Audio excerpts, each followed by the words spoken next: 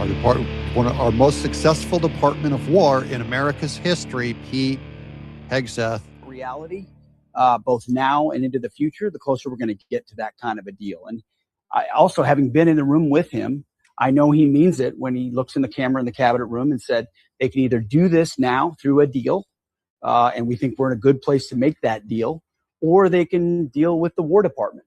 And we are prepared. We're postured even stronger today than we were on day one to address it that way if we have to. But which would you prefer? Would you rather, if you were Iran, would you rather deal with nice guy Trump, or would you rather deal with the War Department with eating missiles? Prefer not to. So Iran knows very, very clearly what our expectations are, and that's on the negotiating team to deliver. They're coming in our direction. The talks have been productive.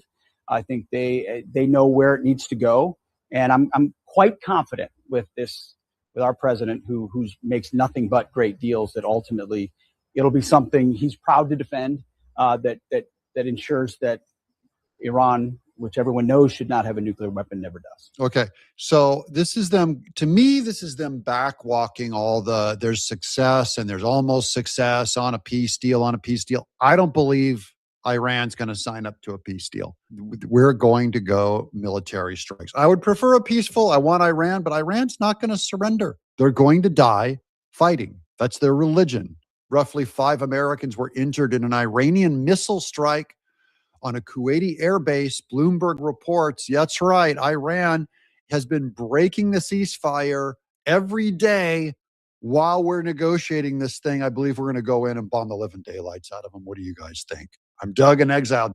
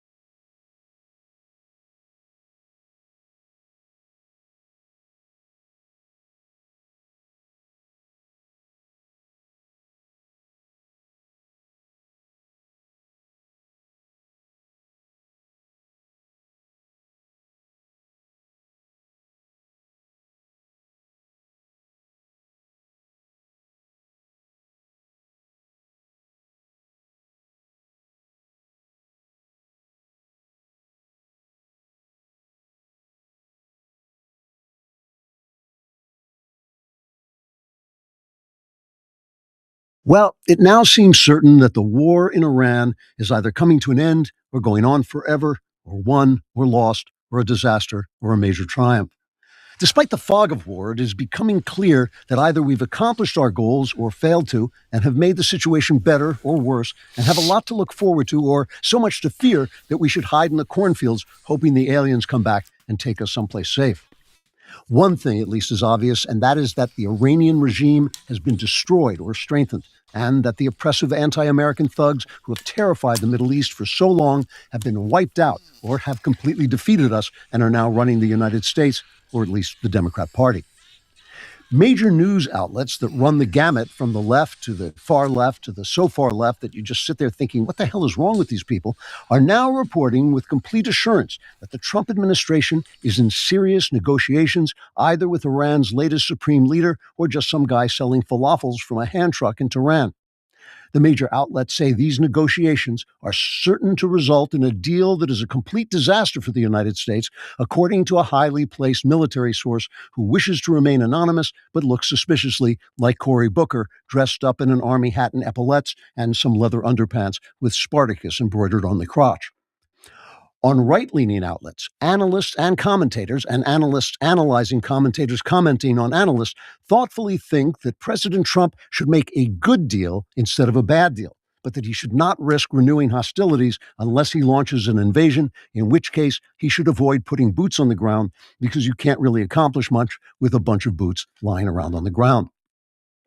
Other right-wing commentators commenting on those analysts, analyzing commentators talking to their analysts, say President Trump must bring down gas prices by showing the Iranians the scary, frowny face he has. Otherwise, the midterms will be such a disaster that there won't be enough Republicans left in the Senate to stand around waiting for John Thune to do something, even if it's just spit a pumpkin seed shell in a spittoon so they know he's still alive.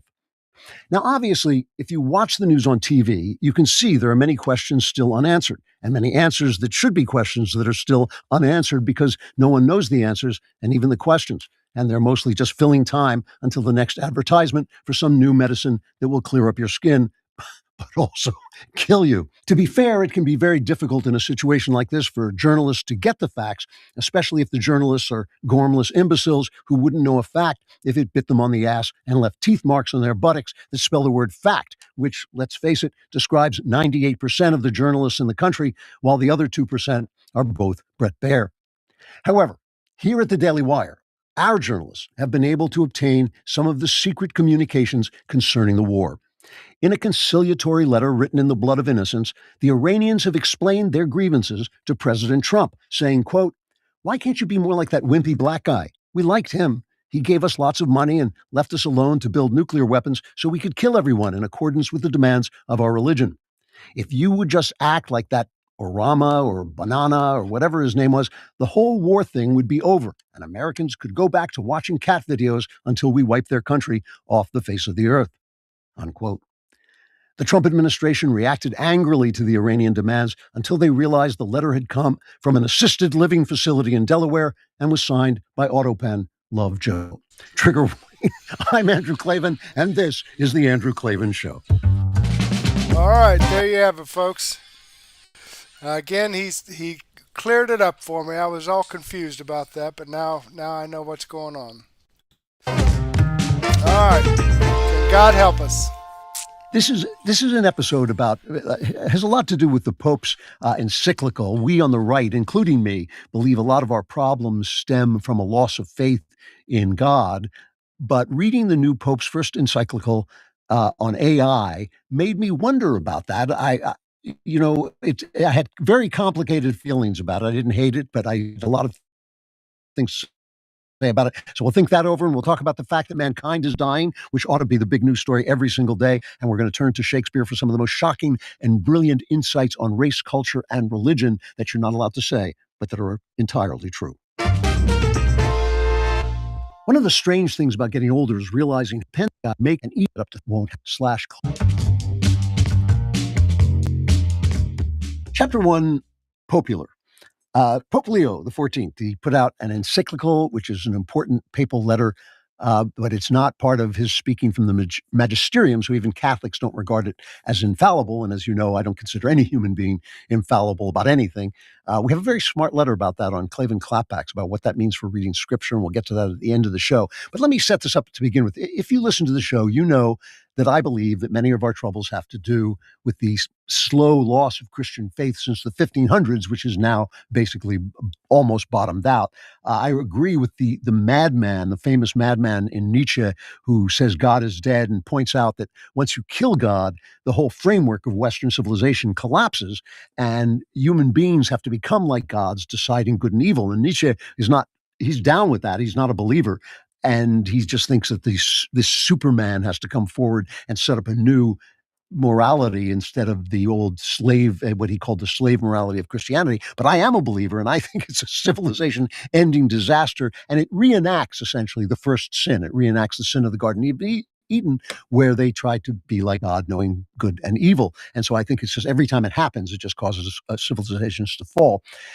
But the reason I think it's the source of so many of our political problems is that all the things, the false things that the left says, men can become women, or the government should seize your money and redistribute it and we'll do it better, gay marriage and straight marriage are equal kinds of marriages, all that is potentially true if there is no God, but there is a God, so it's all false and it causes all this problem. It's provably false. Socialism fails everywhere it goes and people can't change sex and so on. So it's not wrong to think, hey, if we could restore Christian faith, we'd see a lot clearer and our reason would be back on track and we wouldn't destroy ourselves as we're doing since people aren't having babies and mankind is dying out. We do a lot better. But now I read the Pope's encyclical. It's called Magnifica Humanitas, Mankind in All Its Glory. And the first thing I have to say about it is it's 40,000 words. It's more than 40,000 words, which is like it's like a novella. It's not a small novella. It's actually half a book. So like everyone else, I had to speed read it, which I can do, but I'm sure I missed stuff. And I'm pretty sure most of the other people commenting on it didn't read it at all. After even speed reading it, it seemed to me they hadn't read it. So the encyclical starts out on this long explanation of Catholic social teaching and is really encouraging. I'm reading this part and I'm going like, go Leo, this is really good. It refers back to the encyclical of the last Leo, the 13th, which was called Rerum Novarum, the new things. And it was very clear on where the church stood on things like socialism. This is what the last Leo said. He said, socialists working on the poor man's envy of the rich are striving to do away with private property and contend that individual possessions should become the common property of all to be administered by the state or by municipal bodies.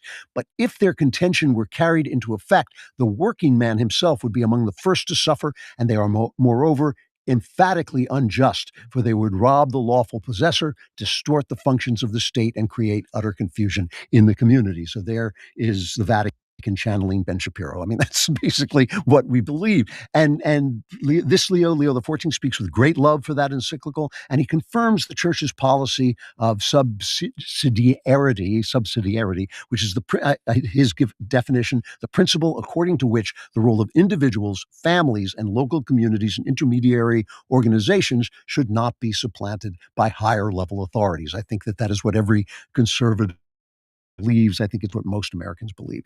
And he says a lot of other things that remind us how much wisdom there is in Catholic thought, because one of the great things about Catholic thought in the Middle Ages is they observed reality and they subtly changed things. These Catholics think they've never changed their opinions. It's just not true. They've subtly changed things to fit with reality so that they weren't just saying stuff out of the top of their heads.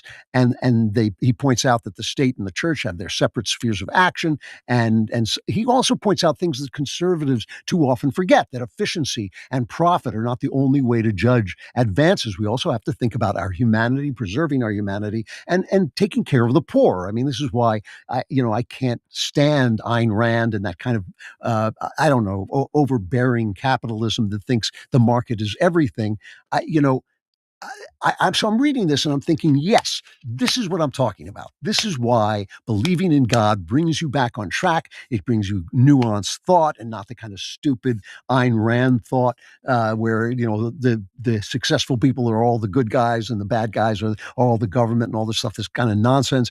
And it's stuff that libertarians and super capitalists don't say, but also socialists don't say at all. So right through the introductory stuff that's just a kind of explanation of Catholic social teaching, I'm thinking this confirms me in all my thinking about how we need God. Then he gets down to specifics about AI, and the air just comes out of the balloon. And the thought that went through my head, I'm a fan of this Wall Street Journal writer, Barton Swaim, and he said the exact same thing in his Thursday column, but it went through my head too. I thought of Luke 6:26, where Jesus says, "Woe unto you when all men shall speak well of you, for so did their fathers to the false prophets." Now, I wouldn't know what it's like to have all men speaking well of me. That would be an entirely different life for me. But if you think about the most powerful, the richest, the most unreligious, the backroom dealing influencers who kind of want to run the world, the George Soros global elite who want guaranteed income socialism for the poor with endless wealth for the rich. That's so they won't riot against the rich who have all the money. They want no borders and totally free trade and international agencies to govern us, replacing nation states. They would love what the Pope said. I mean, everything he said was with them. The New York Times, who thinks abortion should be a sacrament and homosexuality should replace all that nasty male-female stuff, which is just too icky. Suddenly, they read this and they became Catholic. They said, oh, for all its sweeping moral force, this is the New York Times, for all its sweeping moral force, Magnifica Humanitas is a practical document showing how Leo is focused on pastoral care for the church's hundreds of millions of families. Now, I read that in the New York Times. If I'm Pope Leo XIV, I'm going like, maybe I made a mistake here.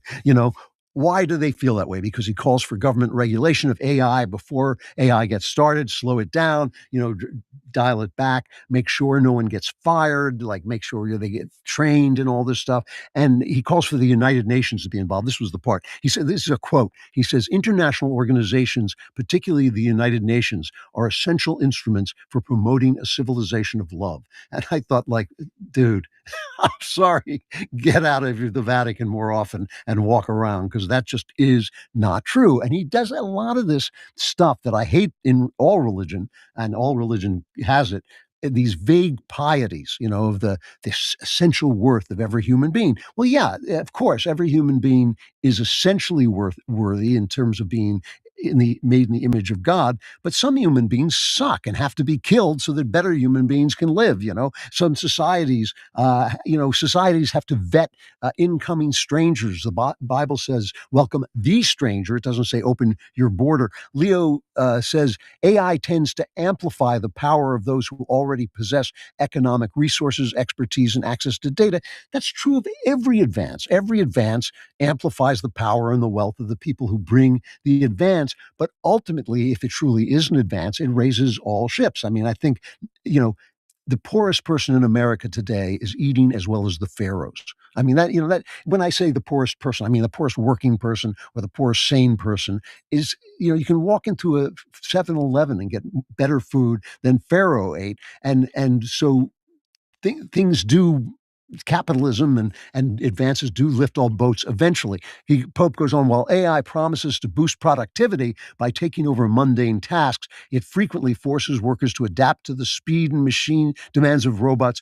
More than ever, in the age of AI and robotics, it is no longer possible to rely solely on the invisible hand of the market. Well, this is wrong in so many different ways. First of all, we don't rely on the market. We have all kinds of regulations. Most of them make things worse, even the ones that are intended to make things better.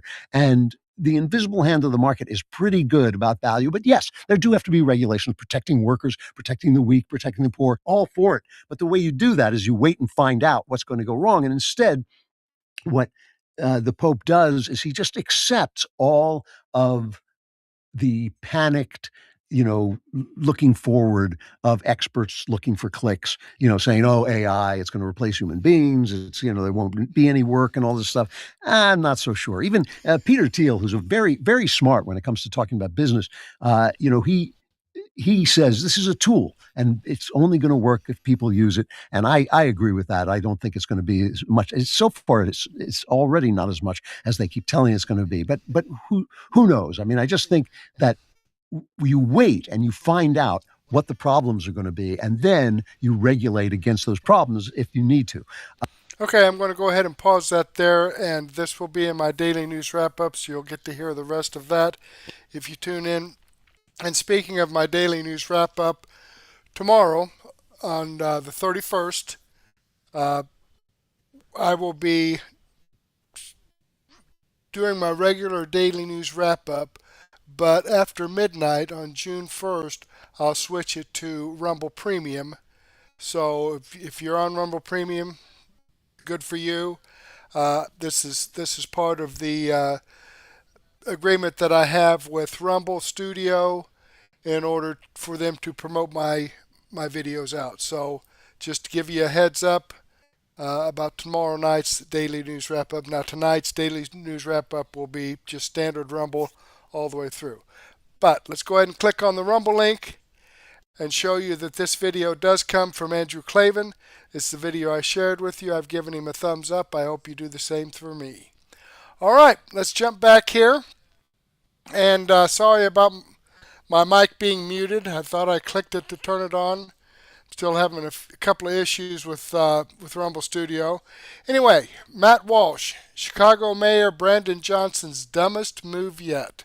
That sounds interesting. Let's take a listen. More Democrat insanity. Sorry. There's another reason that they're lying about these riots as well. As always, Democrats see an opportunity to use violence to further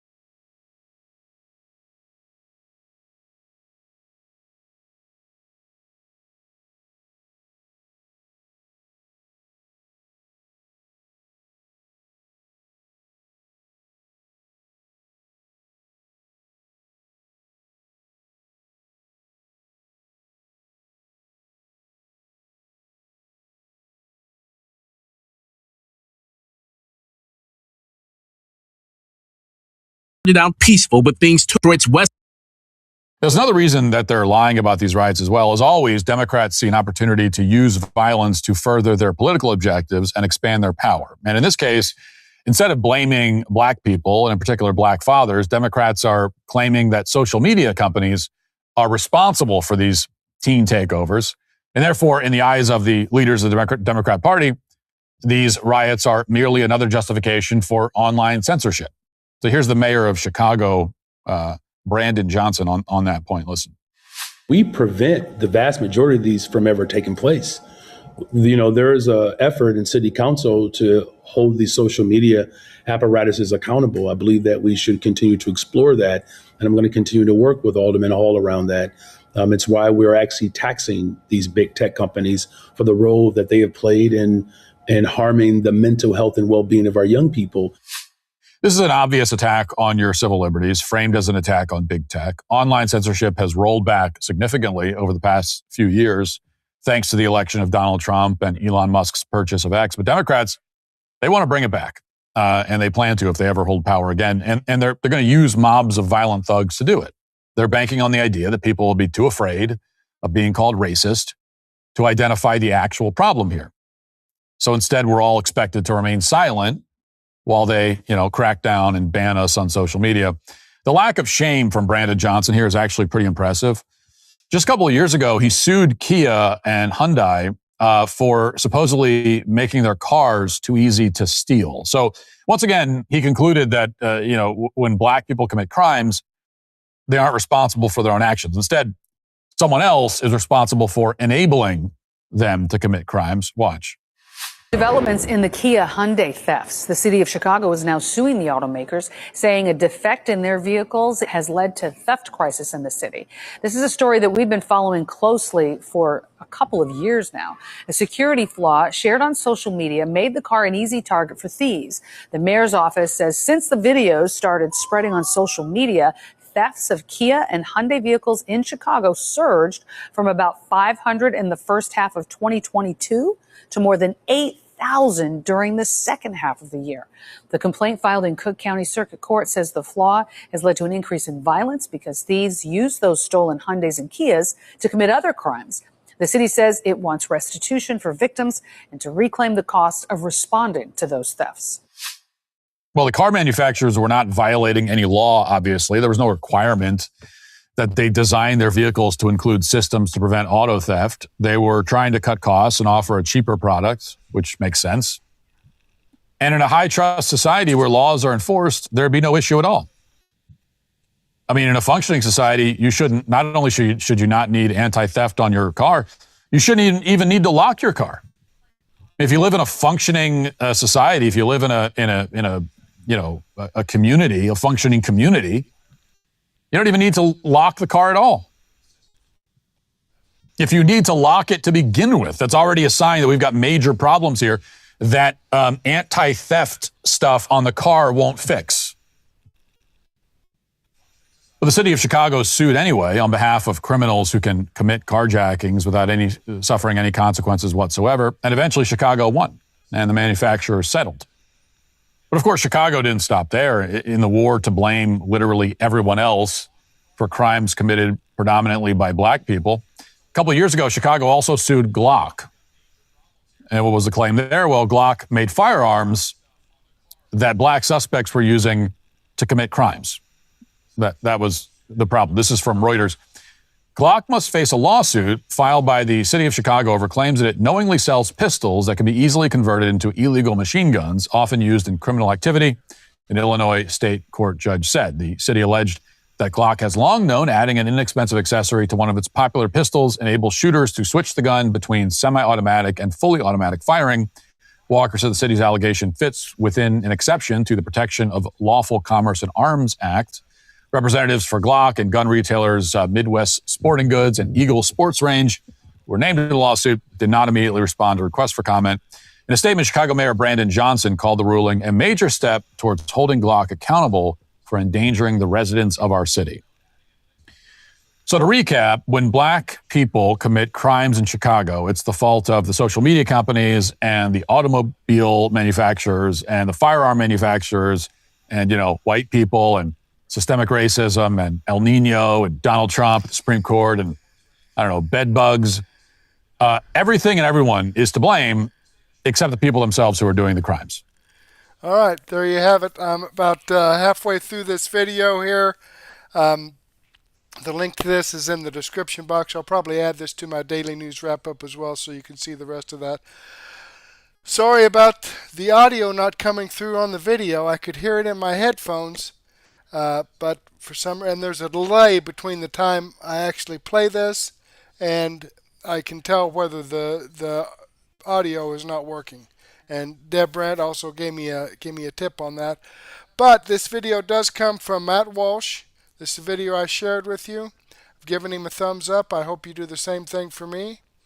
All right, Deb Brandt has joined us in the chat, so thank you very much, Deb. Appreciate that. Okay, let's slide down here and see what Dr. Steve Turley has to say about huge court decision empowers Trump to crush the Democrats. Well, that sounds good. Let's see what it's all about. Election integrity win yet. There's a reason the Democrat Party has been fighting with everything it has, every legal maneuver, every activist judge, every state attorney general, every civil rights organization it controls to block one single executive order from the pen of Donald J. Trump. They're fighting it not because they're concerned about disenfranchisement or discrimination or any nonsense like that. They're fighting this executive order because if it stands, it will dismantle the single most important structural advantage the Democrat Party has built into American elections over the last 2 decades. And as of today, that structural advantage has just imploded. Stick them to the very end of this video because we're going to find out exactly why the left is in full-scale panic and exactly why they should be. Hey gang, it's me, Dr. Steve, your Patriot Professor, enjoying yet another glorious day in the Trumpian golden age that you made possible back in November of 2024. So if you want a front row seat on how you continue to change this nation and the world in ways you never even imagined, make sure to smack that bell and subscribe button. So let's start with the executive order itself. It's technically called Executive Order 14399, signed by Trump on March 31st this year. It's titled Ensuring Citizenship Verification and Integrity in Federal Elections. And the order does 3 things. First, it directs the Department of Homeland Security in coordination with the Social Security Administration to compile a state citizenship list for each state, a verified roster of confirmed U.S. citizens over 18 who are eligible to vote in federal elections, drawn from federal citizenship and naturalization records. Second, it directs the U.S. Postal Service to initiate rulemaking to impose stricter controls on mail-in voting, specifically requiring that mail-in and absentee ballots be delivered only to voters enrolled with the United States Postal Service for that purpose and only to voters appearing on each state's approved citizenship list. And then third, it includes correction procedures requiring that individuals be able to access, update, and correct their information if they believe they've been erroneously excluded. Now, of course, the Democrats have been appealing this. They started appealing this before the ink even dried on Trump's signature. And they've basically been arguing, and I kid you not, that the federal government has no jurisdiction over the mail-in ballot policies of the states. Now, keep in mind, it was just a few years ago that Nancy Pelosi, as Speaker of the House back then, was trying to do precisely that, to mandate mail-in ballot access for every single person in the country. Thankfully, it went nowhere. But the problem with that view, as the Trump administration's lawyers have been arguing, is that mail-in ballots require use of the Federal Postal Service. Mail-in ballots require use of the Federal Postal Service. And it's the federal government that has both the authority and the responsibility to regulate how that federal postal system is used in the conduct of federal elections. So that's what's so key here. Mail-in ballots depend on the use of a federal agency, the U.S. Postal Service, and it is the federal government that has every right to regulate that process. So this is not some radical legal theory. It's a straightforward application of federal authority over federal infrastructure. Well, as of today, a federal judge agreed. U.S. District Judge Carl Nichols, a Trump appointee, refused to grant the preliminary injunction that a number of Democrat operatives had jointly demanded. And his reasoning was legally precise and politically devastating for the plaintiffs. In fact, you're not going to believe this. He specifically rejected as, quote, speculative, the Democrats' argument, I kid you not, that citizenship lists would exclude Democrat voters. They literally admitted it in court. Citizenship lists would inaccurately exclude Democrat voters. The Democrats actually argued that a citizenship list would exclude Democrat voters. You just have to let that hit you. They are openly admitting that they depend on voters who are not listed among registered citizens in a confirmed citizen database.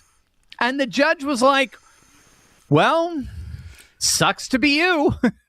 Now, of course, this ruling does not end the legal battle. It's most likely going to go all the way to the Supreme Court. But what Judge Nichols did today is critically important. He established that this Trump EO, this executive order, is on its face legally defensible and fully constitutional. The President of the United States has the right to regulate the mail-in ballot. He has the jurisdiction to regulate mail-in ballots if such ballots use the federal post office. Now, why are the Democrats flipping out over this? I don't even think we have to ask that question, but just as part of our analysis, why are the Democrats flipping out? I mean, think about it. Why is the entire Democrat Party leadership literally panicking over this one EO? First off, because mail-in voting has become structurally essential to the Democrat electoral ground game in a way that has no equivalent on the Republican side. And the numbers tell the story very clearly. Nearly 1 in 3 Americans, 48 million Americans, cast mail-in ballots in the 2024 general election. In California alone, more than 80% of all ballots were cast by mail. And while the historical research prior to 2020 showed little partisan advantage to mail-in voting, something fundamental changed when Democrats decided to make it their primary mobilization strategy during the COVID pandemic, and they've never reversed course. So by June of 2020, surveys were already showing a nearly 20 percentage point partisan gap between Democrats and Republicans in preference for voting by mail, a gap that has only widened since. In Virginia in 2024, 73% of ballots received after Election Day. By the way, that's going down as well via a Supreme Court decision we're waiting for any day. But 73% of ballots received after Election Day went to Kamala Harris. 73%. In New Jersey, registered Democrats accounted for 48% of post-election day mail ballots versus just 18% for Republicans. So what this means structurally is that the Democrat Party has built its entire get out the vote operation around low propensity voters who would not turn out in person but can be harvested through mass mail-in ballot distribution, a system that depends on ballots going to every registered address, regardless of whether the registrant is a citizen or still alive or still a resident at that address. The activist organizations fighting this EO are fighting it because they know that a verified citizenship list cross-referenced with federal databases and then used by the United States Postal Service to gate ballot delivery closes the system, it closes the systemic gaps that their ground game depends on exploiting. That advantage, as we speak, has now been confirmed by a court decision. That advantage has just been decimated by Trump. I mean, this is a butter the popcorn level defeat for the Democrat. Or forget the popcorn. You know what? You want to try dumping some of this wonderful chocolate powder in your coffee, and your body's going to start pumping out. Okay, let me get past that. This is a commercial of his. Kind of snuck into that. Equivalent signs make wave act that how bad things are really getting for the Democrats. It's not just This EO that's functioning as Trump's executive equivalent of the SAVE Act that John Thune and some of his Senate Republican rhino ilk refused to pass. Today's court ruling becomes even more seismic when you place it inside the full picture of what's been happening to the Democrat electoral coalition since January 2025. In many respects, the re-regulating of mail-in ballots is really just the capstone of a three-part electoral restructuring that, taken together, represents the most significant reordering of American voting demographics, literally in the modern era. And the Democrat Party strategists know it, which is why the panic you're seeing from them right now is not performative. It's real. It's existential. So let's start with the massive voter roll purges that are absolutely devastating the Democrats across the board. So since Trump's return to the White House, the administration has dramatically accelerated the use of existing federal law, specifically the National Voter Registration Act's list maintenance provisions and the more aggressive tools unlocked by this EO to cross-reference state voter rolls against federal death records, save immigration databases, and the Social Security Administration's citizenship verification files. And the results have been staggering. In the first quarter of 2026 alone, Texas removed over 1.1 million names from its voter rolls following a federal state data sharing agreement, the largest single cycle purge in Texas's history. And I'll let you guess which party was the most affected by that. Georgia, which has been engaged in aggressive list maintenance for the last several years, accelerated its own purge process and removed an additional 340,000 registrations in early 2026. Again, you can take a guess which party was inordinately affected by that. Other states, North Carolina, Arizona, Nevada, three of the most hotly contested battleground states in the nation, they all initiated emergency list maintenance reviews within 60 days of Trump's executive order. Now, here's why this disproportionately impacts Democrats. The voter rolls that have been most dramatically inflated over the last decade, the rolls that contain the highest concentrations of outdated, unverified, and potentially non-citizen registrations, they're concentrated overwhelmingly in high-density urban counties in blue states and competitive battleground metros. So we're talking LA, Phoenix, Las Vegas, Atlanta, Philadelphia, Detroit, Milwaukee. These are the very same counties where Democrats built their mail-in ballot harvesting infrastructure, where ballot drop boxes were deployed at the highest density in 2020 and 2022, and where the gap between registered voters and confirmed citizens has been widest, according to federal cross-reference data. When you clean those rolls, when you remove the ghost registrations, the deceased voters, the move-away voters, and the non-citizen registrations that have accumulated over years of minimal list maintenance, you are surgically removing the inflated margin that the Democrat ground game was built to exploit. And then on top of that, you've got the mass deportation dimension. And this is where the story becomes truly transformative in its electoral implications. Since January 2025, the Trump administration has deported upwards of 3 million individuals. That's according to their own, that's according to the Homeland Security stats. That's a pace that represents the most aggressive immigration enforcement in American history by orders of magnitude. The administration's own figures put that cumulative deportation since January 2025 to just over 3 million, with the monthly pace accelerating rather than decelerating through the first half of 2026.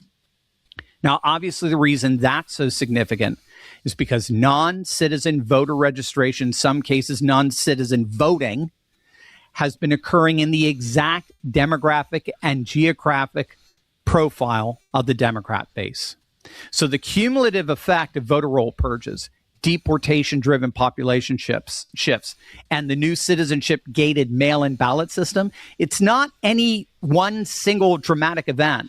It's a slow, structural, and entirely legal dismantling of the demographic foundation that the Democrat Party has been quietly building for the last 20 years.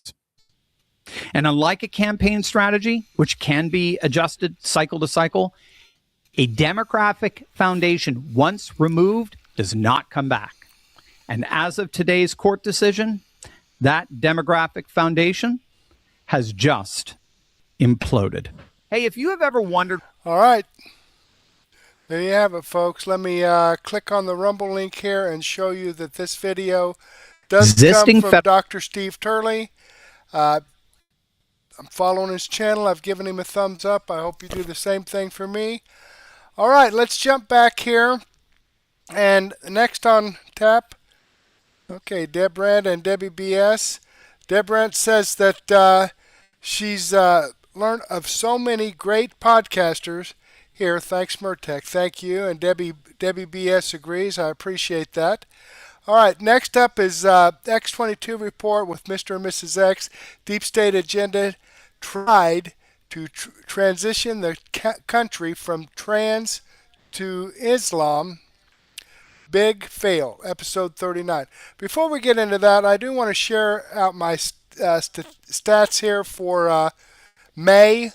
And here, Rumble Creator Program for May 2026. In order to remain in the Creator Program, you will need to meet the following criteria. Okay, so this is, if I want to stay in the Creator Program and have Rumble promote my information out, I've got to meet these requirements. Well, hours streamed from Rumble Studio this month, my requirement was 30. I actually did 335.1 hours, so that's 11 times more than they required me. Chatters, I needed 20 unique chatters. Now that's if you, Deb Brand and Debbie BS, if they chat on the first day of the month, that's good. That's good. But then I need a unique chatters. My requirement is 20. I got 62. Rumble Premium exclusive hours streamed, I need 5. I got 6.3, and that's why I talked about tomorrow night after midnight. I'm going to switch over to the Rumble Premium and let it play through the remainder of the night, and I'll get about 6 or 7 hours of Rumble Premium, which will meet my criteria for June. All right, hours watched this month, I needed 200 hours of people watching my videos. I had 7.85 thousand. Okay, total unique raids this month, 5 was my criteria. I did 93. So I'm outdoing all the criteria thanks to you folks. But the big thing, and you hear me talk about this the first week or so of the month, is I need people to chat with me, specifically unique chatters. Okay, let's jump back here and see what X22 has to say with Mr. and Mrs. X. All right, here we go. This is Rumble Premium, incidentally. So, and I will share this in my daily news wrap up. So if you don't have Rumble Premium, you'll be able to see this in my daily news wrap up and see it here because I have Rumble Premium. Up to the secure server, and I would like to welcome Mrs. X. Hey, everyone. Now, today we're going to be talking about how the entire system, and you can see they've been driving and pushing this very, very hard, especially when we had the riots going back to BLM, where they started to take down all the statues. And basically their plan was to change history, remove the statues, replace history. And they weren't just doing it with that. They were also, while they were removing the statues, they were also changing the history through film. And basically when they come out with a new film, they'd either replace a white person with a black person, or a black person with a trans person, or a white person with a trans person. So they're trying to change history and make you believe that trans people were involved in the past history. And those individuals that were white, they're bringing in black actors to play the white people, and they're trying to make you think that this is normal. And this is confusing the children quite a bit. 100%. I mean, I just feel like I'm so done with Hollywood shoving this trans issue in our face. You know, not only do you have like all of these actors and actresses that suddenly adopt children, or their child all of a sudden comes out like, oh, they welcomed a little boy into the world, then it's a girl a few years later. Or like, I think it was Charlize Theron like went and adopted a bunch of kids, and then their genders switched, and like all of your children, like that's weird to me. Like it doesn't make any sense. It's not, they're making it like it's common, it's a thing, it's, and I just feel like they're trying to normalize it. And then not only that, now that there's the rumor that, that they're making this new movie that's supposed to come out in July 2026, The Odyssey, which is a very famous by, Homer, where you have Achilles. Actually, years ago, they made it, and Brad Pitt was Achilles, which was because Achilles is described as this warrior in Greek mythology, and he's, and strong, and the epitome of like what, a man looks like. And Q, who they're talking about putting the actor Elliot Page in as the role. Elliot Page used to be a woman. Yes, a woman. Yes, she's still a woman. I hate to say it, she's still a woman. Ellen. You can cut off things and change things. That doesn't change. Yeah, it was Ellen Page. Actually, she was like, she played like a pregnant character. Like I remember some movie way back, like whatever. Yeah. She is a woman, and so now she's a trans actor, and you hadn't really heard about her in a minute. And all of a sudden it's like, oh, that's who we're going to be portraying as Achilles. And then now they're saying there's bad, and they're saying, oh no, that's not true. So I don't know if they were testing the waters to see if people were going to freak out if they heard that she was rumored to be the actor Achilles, to play Achilles in the film. But I just felt like when I just saw it, my first reaction was just like, I'm so sick and tired of Hollywood shoving this agenda down our throat. And then if you speak up about it or you have any issues with it, all of a sudden you're transphobic, you're a horrible person, how dare you? And, again, I just go back to, I don't have to, if that's what you want to do, that's fine. But I don't have to entertain your delusion that you think you're a woman because you put on a dress or a wig or some lipstick, or that you decide to become a man because you decide to mutilate your body and have your breasts removed. And all of a sudden you change your name to a boy name and get a short haircut. And, oh, I'm a guy now and you better respect me as such, And I'm like, I don't. Again, no one owes you that. Like, you know what I mean? Like no one, and I'm not going to, I agree with what Charlie Kirk, when he used to sit there and talk and he said, they say, it's disrespectful. You're disrespecting me. He goes, no, I'm not going to lie to you. Like you're not. No, he said, if I would disrespect you if I lied to you. Exactly. So I'm going to tell you the truth. Right. And that's my truth. And if you don't like it, that's your problem. And again, there's two genders. I can't stand when they're sitting there and you hear these college kids on campuses, and what they're being taught is it's gender fluidity. If you think you're a woman, you're a woman. I'm like, what la la land are you living in right now? I don't even understand why this is a thing. And I do understand why it's a thing. I get what they've been trying to do, but it's just that I just feel like it's such a small part of the population. And I think that I'm just sick and tired of it being shoved down my throat at every turn. And it's like, like you go to the movies, or you want to, like The Odyssey, it's an amazing story. It really is. I read it in school. We've seen movies about it.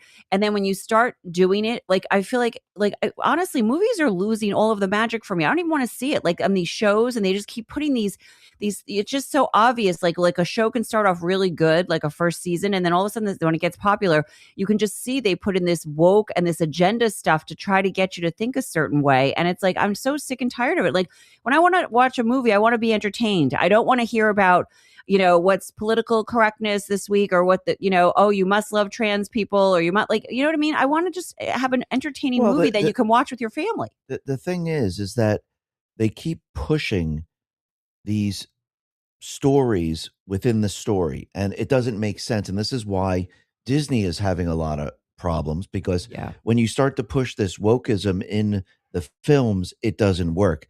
And I agree with you. I think they were trying to test the waters. I think they wanted to say, okay, is this going to be a lot of backlash? Is this going to be a bad thing if we cast this, woman who's pretending to be a man?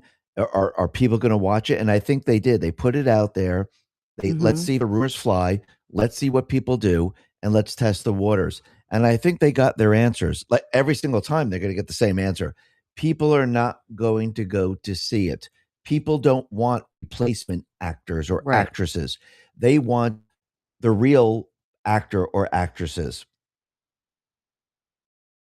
And they don't want you swapping out a black person for a white person, because again, if you like, even the show Bridgerton, they're bringing in all these black characters, but again, back in the day, this was never happening.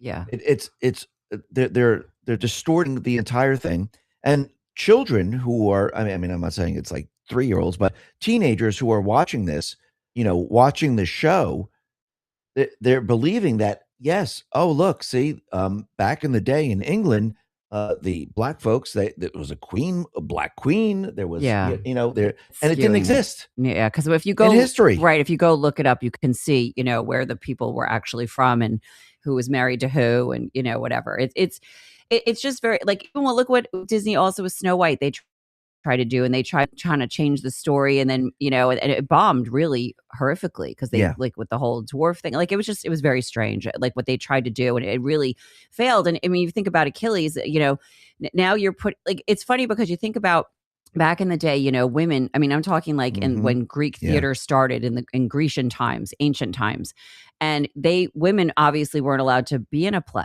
Like, so the men would play the women and stuff and play dress up. And I'm thinking, we fight so hard. And now you're going to put a woman who thinks that she's a man now, and then she's going to be the main character of the movie that it was supposed to be a man hero. Like, you know what I mean? And I feel the same way if a woman was trying to do that and be like, if a guy was trying to be the woman as the main character of a woman, it's messed up. I don't think it's appropriate. And I don't think we need to have that there. I'm not saying it doesn't exist, but they're making it like it's so common, like it's such an everyday thing to just go and completely change your body and just become a man or become a woman. And it's like, I don't know. I just don't believe it's as common as they're leading us down the road to believe. No, it's not common at all.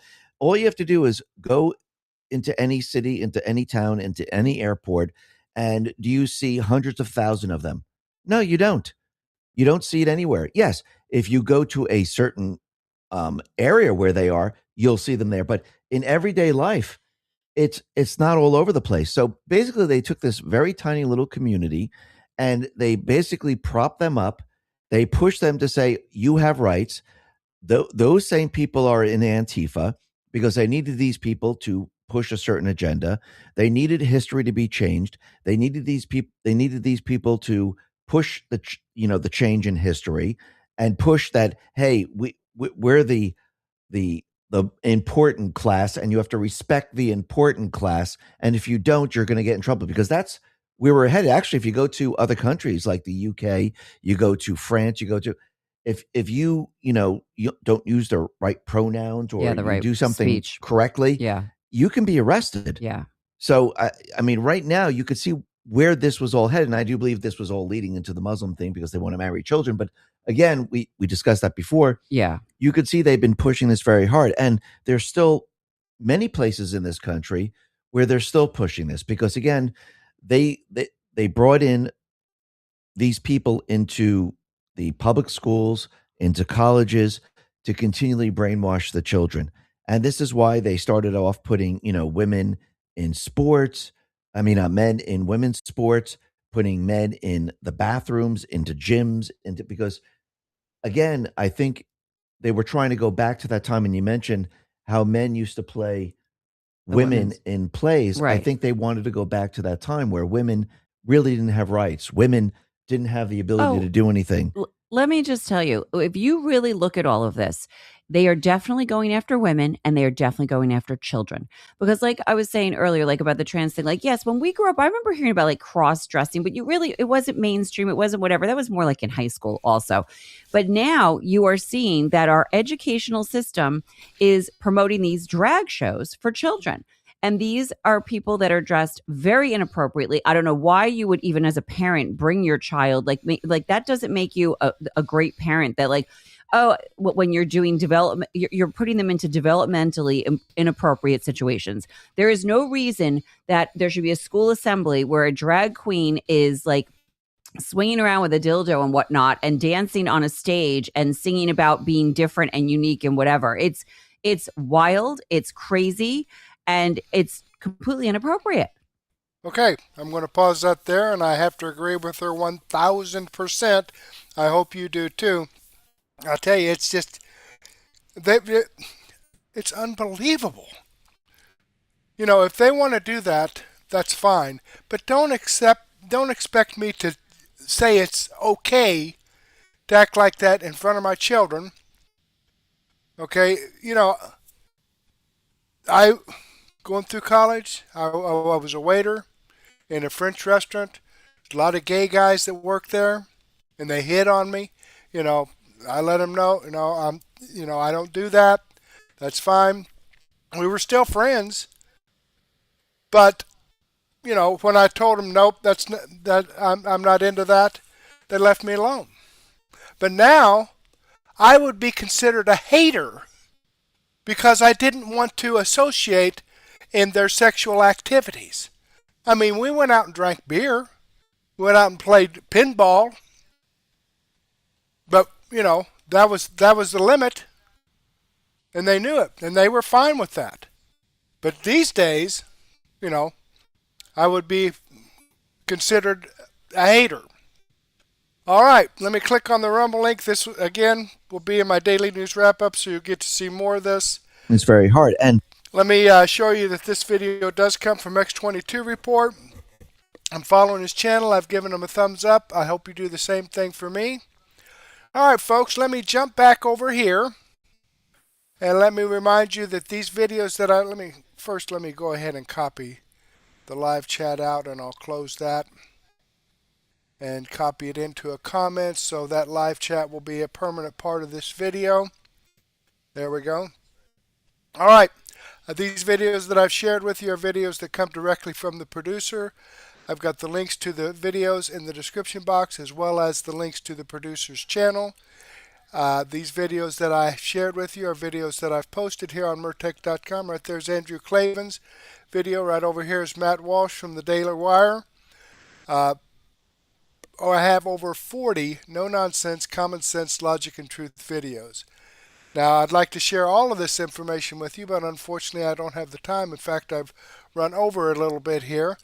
But that's why I've put together my Murtech Daily News Wrap-Up, where I have, says 23 videos in my playlist, about 10 or 11 hours worth of information. Here's the Matt Walsh video that I put in here so you can finish watching that. X22 Report, Andrew Klavan. I also have We the People News, Greg Hunter with Alex Newman, USA Watchdog. Also On the Fringe, The Steve Gruber Show, McWater's Effect, Black Conservative Perspective. A ton of great information here, folks. But go ahead and take a break right now. Have a cup of coffee and a donut or a sandwich and a soft drink or a beer or a nice glass of wine and some cheese, and meet me back here in about 15 minutes or so. Before we take off, I do want to share some information here with you from Rumble Wallet. I hope. They can cancel your accounts, freeze your cards, decide what you're allowed to buy, say, or support. Big banks and financial institutions have total control, and they use it. That's why financial independence matters more now than ever. Introducing Rumble Wallet, a wallet built for real freedom. With Rumble Wallet, you control your money, not a bank, not a government, not a tech company. Buy digital assets like Tether, Tether Gold, and Bitcoin in one secure place. No permission, no middleman, no cancel button, and when you want to support the creators you actually believe in, you can use the Rumble Wallet app to directly tip content creators securely, instantly, and without interference. Designed for patriots who stand tall, this cap captures the enduring spirit of liberty. The Liberty Bell stands proud this isn't a credit line they can shut off. It's your wallet permanently. Yours to protect your future. Yours to protect your family. When the system fails, when institutions turn on their own people, Financial sovereignty is the difference between security and vulnerability. Rumble Wallet isn't about politics. It's about freedom, ownership, and protecting what's yours. So take control today. Download Rumble Wallet now and step away from the big banks for good. True ownership, true protection, true financial freedom.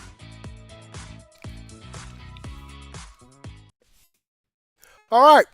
So there you have it, folks. Thank you so very much for being with me tonight.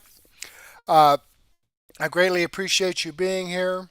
Hopefully, I'll get to see you again in just a few minutes. But thanks again, and may God bless.